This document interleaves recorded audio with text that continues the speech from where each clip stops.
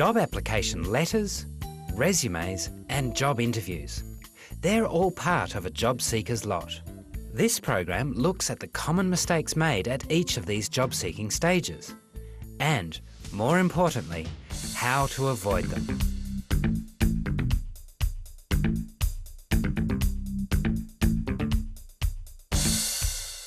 No matter what your chosen career, the process of applying for work is relatively similar. For every job application, you need definitely a resume and an application letter. If there is a key selection criteria that you can prepare a document that addresses how you meet that key selection criteria, you would include that as well. Ron McCartney is a partner in Sports Turf Consultants, a small business that advises sporting venues on grass maintenance.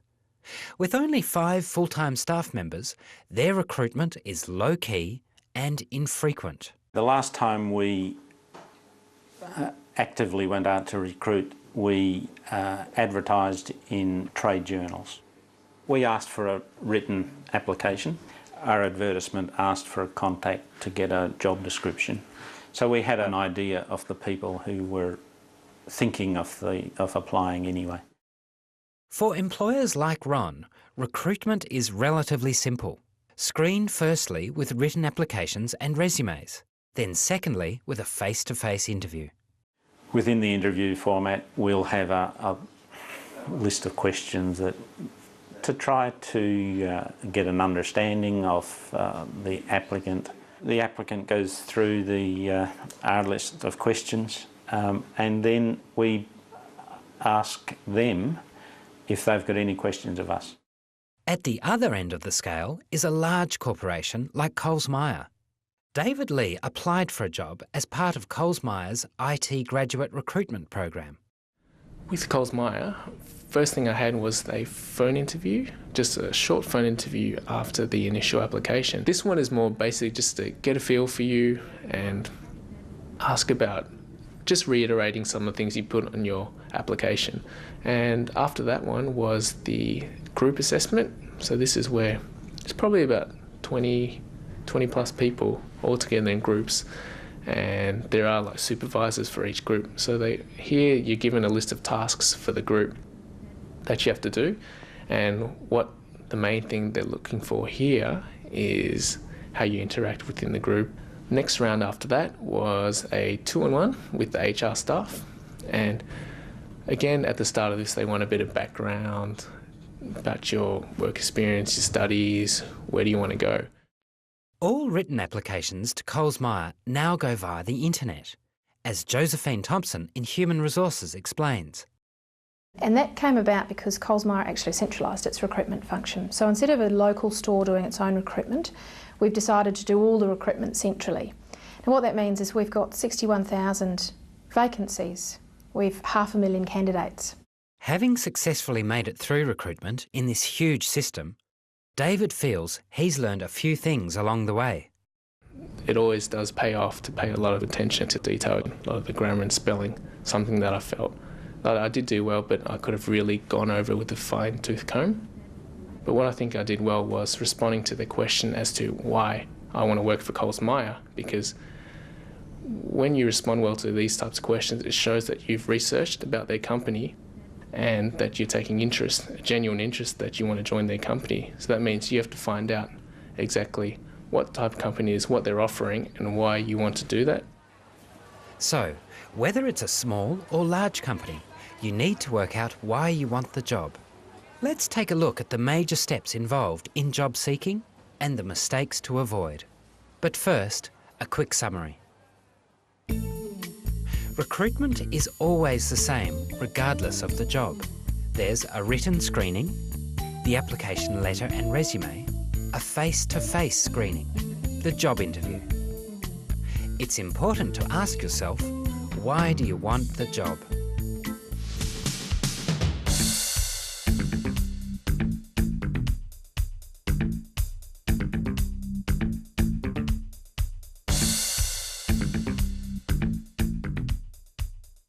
An application letter is a formal document outlining who you are and why you want the job. Don't bother with photos or a flashy front page. Get straight into the detail. The application letter is how you meet the criteria of the position. Common mistake that people make is that they make the application letter about why they want the role and a summary of their entire work history. The prospective employer is not interested in that. So what should go in an application letter? For starters, it should have the address and name of the person you're applying to. This is followed by RE and the job being applied for, along with a job number if it's supplied. Sometimes an employer has advertised 10, 20 jobs, so it's very important that you be quite specific about what role you're applying for. And certainly within recruitment agencies, they advertise hundreds of jobs every week. So it's very important that you have the job title and the position number if they have one. The first paragraph is how you know about the job, so whether it was advertised in a newspaper or you obtained it off the internet. The second paragraph is about how you meet the criteria of what they're looking for. And then the third paragraph is why you want the role. And then the closing paragraph is telling them what is attached, so whether it be your resume, certainly, and a key selection criteria, and also that you look forward to meeting them at interview. Try and start off your application letter with enthusiasm. I always think that's a great start. And to also finish with, thank you for the opportunity. A cover letter gives you an opportunity to speak directly to the recruiter, which you never get if it's just your resume. Your resume just, the first thing at the top lists your personal details, but a cover letter gets you to say, you know, dear Josephine, I'm really interested in retail. I've been working in retail part-time, and it's an area that I'm really interested in. All of the sort of things that are key elements that I've advertised in the role can be addressed in that cover letter. The cover or application letter is vital to successful job seeking.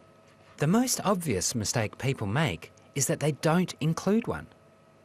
So the resume just gets faxed off to an organisation and they may not be aware of what position's actually been advertised. So you need to make sure that it's quite clear about who that resume is to go to and what's the purpose of that. This is especially true in a large organisation like Coles Myer, where many jobs are advertised at the same time. With a cover letter, you're successfully in the race. The next hurdle is standing out from the pack, for all the right reasons. For recruiters like Josephine, it's a question of scale. Really what you're doing is you're actually trying to scale down the group. We actually only wanted to interview 80 people and we had 1,200 applications. So really you're making a decision about people before you've met them based on what they would put into an application form on the website. So it's a pretty tough call. So things that people don't consider important are going to be the things that are going to knock you out. So if there are spelling mistakes in your cover letter, it just shows that there was a lack of attention to detail. It's not hard to find or use a spell checker. Make the effort and get someone else to proofread the letter for you for those grammatical errors that computers just don't seem to understand. The next one down is actually people who use the same application form or resume for a multitude of jobs that they apply to. So, for example, for our roles, so one of our roles was a finance position, and we had candidates who were applying saying that they were looking forward to working in the finance industry or working for PwC. So, you know, they've actually used exactly the same cover letter and fired it out to everybody. And again, that just shows that they really either they don't understand who we are and what it means to work in retail, or it's just a lack of care. Right from the start, your application must demonstrate that you're truly interested in the position you're applying for. Getting the name of the company right is an obvious thing to do. But go further. Put yourself in the employer's shoes as you think about who they might be looking for. People will say, I want to work in retail, but I can only work Mondays from 9 till 11 and then Thursdays from 3 till 7 and then maybe Saturday morning. So with those store-based or entry-level roles, a lot of time people are not successful because they don't give us broader availability. And a lot of our businesses operate from 7 till 7 or 7 till midnight, and we're a 24/7 business, and so we need that greater availability. As a recruiter, when you sit there and you've got 1,200 applications to go through and resumes, the one that says very clearly I've done this before, or I have experience in it, or I'm interested in it, is the ones that go straight to the top of the pile, because it's obvious when you're reading them, because you're flying through these things when you're reading them. That will really stand out if you do that, just that simple thing. An application letter describes how you meet the job criteria. Remember to use one. It speaks directly to the employer. Check your spelling, tailor it to suit the job, and think in their shoes. What will clearly get their attention?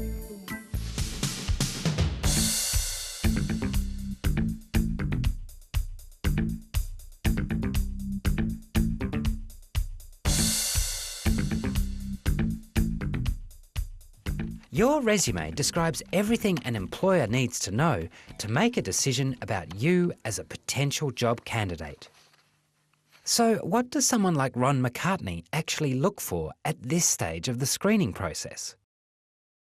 I guess probably the ones that are presented, well presented in folders, typed and so on, are most easily attract your eye. But it's the nitty-gritty of how they have used their experience in previous occupations or previous hobbies or whatever that we look at as well to see whether in fact this wanting to join a turf consultancy company has had some roots from some time back.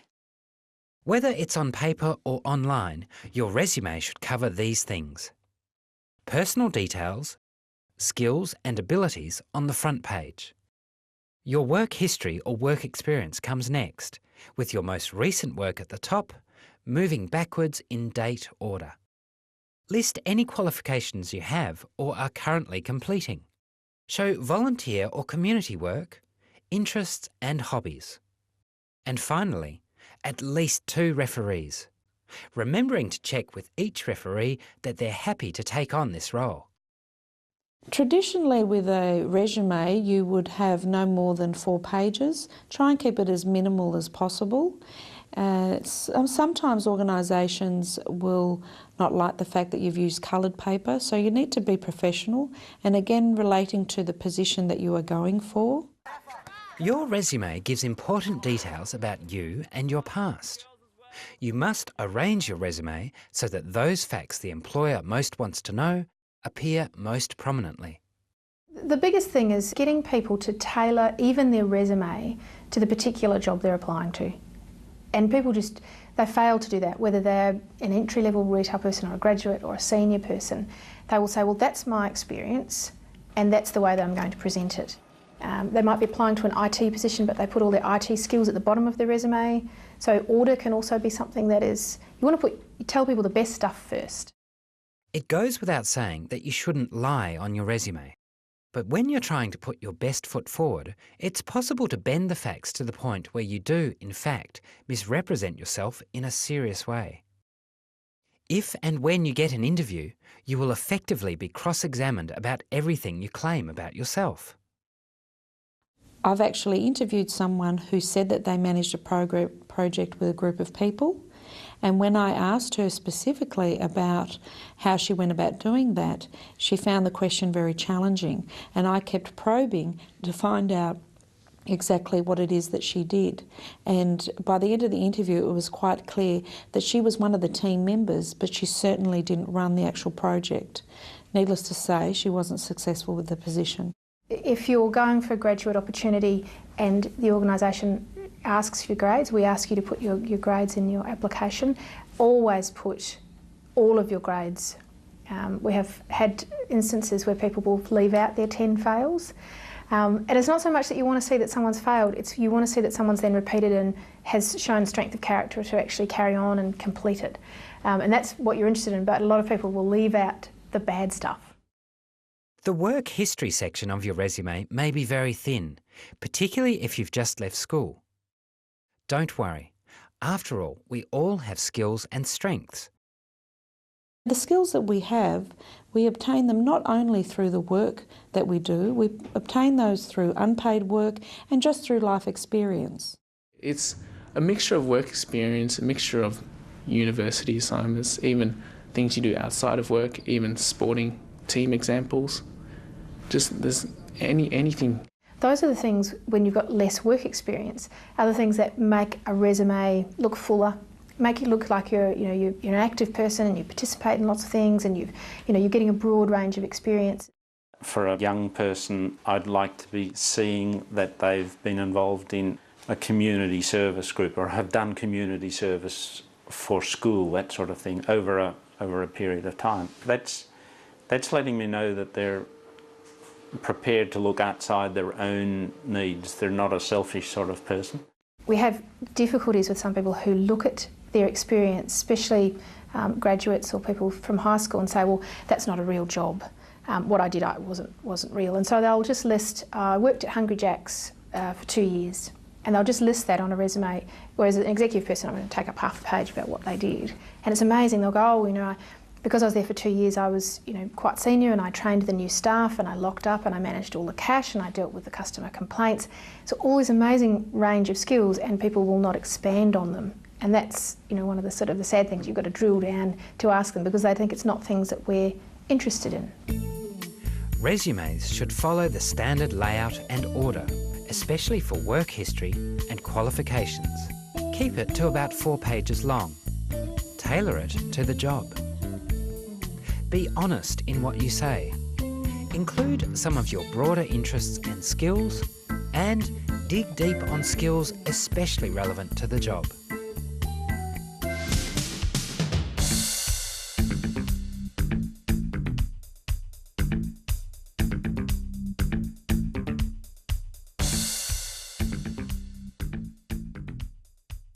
The job interview is your chance to show the employer your genuine enthusiasm for the job. Perhaps the most common mistake job seekers make is under-preparing. Before the interview, do everything you can to research the organisation.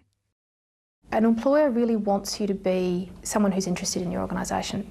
If we want people who understand retail, at least understand some of our businesses, people will come in and think we're Coles and Myer and not realise that we're Target and Officeworks and Kmart. Very simple things. I actually went to the website, looked a lot about the actual company, what they actually do, what their core businesses are, and then find out more about their IT program. And I also went to the open days, so this is where you get a better interaction, and hearing it from someone's mouth is different to just reading it. One of the best ways of researching an organisation is try and talk to people who may have worked there, ask your parents. And it's not only so that you can impress the employer, it's to make sure that it's really going to be the right environment for you. Interviews are two-way. You're also working out whether you want to actually apply for that role. So you need to obtain as much information about the organisation, and that includes the culture as well as the job description. So it's very important for you to try and speak to someone in the area about what they like about their role, what they don't like about their role, what do they do on a daily basis. At least make some attempt to make a connection. It is definitely not a mistake to ring up the organisation before the interview to add to your knowledge and research. You won't be expected to know everything about the business, so write down what you don't know and ask at the appropriate time. There will usually be opportunity for questions in an interview. So part of your questions to your employer should not be questions like, tell me about the role, because you should have researched that. If there's some specific questions about who you report to, how many people in the area, etc., again, it's about the relevance of your question to help you make a decision about whether this is the right position for you. So some typical questions that you might think of asking a potential employer is about training and development opportunities, where they see the future of the company, just to give you a level of security about taking that position, how they manage performance and competency. While plenty of preparation is a good thing in the lead up to an interview, Josephine Thompson from Coles Myer argues that over-preparing is just as dangerous. So there's it's a tricky game, because you can under-prepare and go in and treat it very casually, or you can over-prepare. Over-preparing is the worst, because you will go in, you know your resume backwards, you've really worked on the stories that you want to tell about yourself and the things, and an interviewer will start asking you questions which are completely over the other side, completely away from what you've prepared, and will throw you. I can ask you a really straightforward question. Tell me about why you want the job. And you'll ask me respond with some sort of odd response because your nerves again are blocking that ability to answer, or you're trying to tell me things you've prepared rather than actually answering my question. Before the interview, be sure to research the organisation. Find out if it's really what you want. Work out some additional questions to ask the interviewer, but don't over-prepare.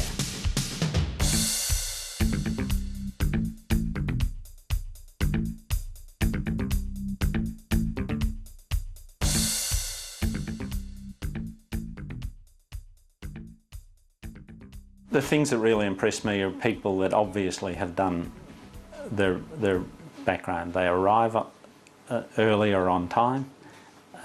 They are well presented. Presentation includes everything from the way you smile and shake hands to the way you dress. Make sure your shoes are shiny, wear your best suit, make sure it's pressed. Don't wake up in the morning and go, actually this is the shirt I wore to the pub the other night and it's a bit smoky. And presentation is everything because people will make judgments and assumptions about you, about how you present yourself. I've had people who've come in thongs and jeans, for a professional role. We've had people who've come in chewing gum.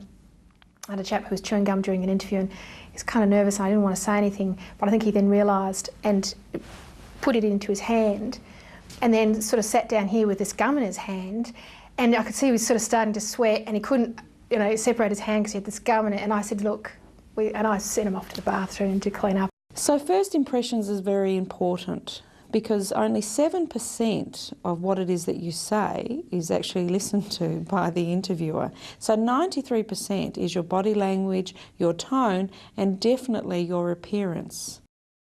Body language is part of the way we communicate. Be careful you know what your body is saying. You'll actually be sitting interviewing someone and they won't look at you. They'll look above you and they'll look all the way around you and never look straight at you, and you're sort of trying to get them to look you in the eye.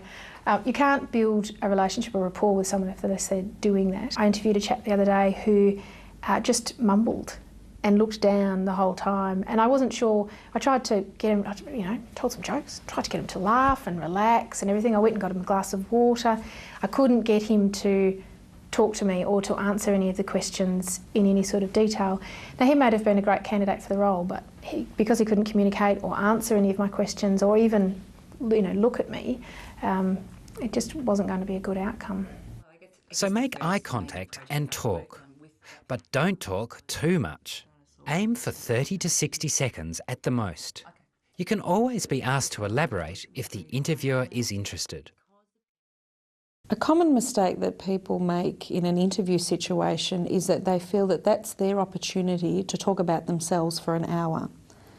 What the employer is looking for is for you to address the key selection criteria of that position and to find out a little bit about you. Like talking too much, being too confident can also be a problem. It's all a matter of balance. I don't think the interview situation is the time to be telling their prospective employers that they need to change their website or whatever.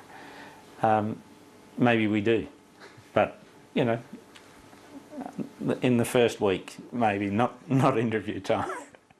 Getting the confidence balance right is a common mistake job seekers make. The usual problem, though, is a lack of confidence. Being nervous can manifest itself in numerous ways. So they'll not smile, they'll not shake hands, and as an interviewer, you take that quite personally because you really, you're sort of can't be happy and shake someone's hand and you get someone who sort of grasps it and doesn't really, no firm handshake, and so nerves take over the interview, and that would be the most common mistake. Yeah, you're always a bit nervous, but the thing is, if you're well prepared and it flows well from your mouth, then once it actually starts, then the nerves go away. It's practice. Because, believe it or not, I think most people are shy to a certain extent. And everybody's nervous. Even the most confident of people will be putting it on and they'll be nervous or shy. So it's all about practice. Get mum or dad or a friend or someone to sit down with a list of interview questions, and there are lots of questions you can find on the internet and that sort of thing, or career services at universities or books, and get someone to sit with you and actually do some practice, because that's the only real thing that will actually get you to overcome that. During the interview, watch your presentation. Be on time, dress well, and be clean and neat. Think about your communication, your eye contact, your body language, which is more than 90%, and keep your responses to about 30 to 60 seconds. Have confidence, but not too much. Remember, nerves spoil things, so practice.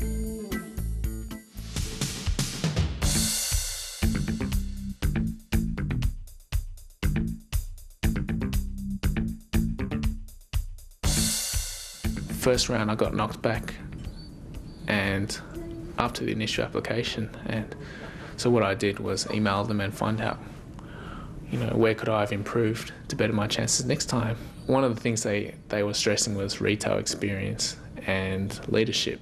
I thought that I did have leadership examples, so what I did was went back to my resume and make sure that it was more highlighted, that it was more spelt out and clear.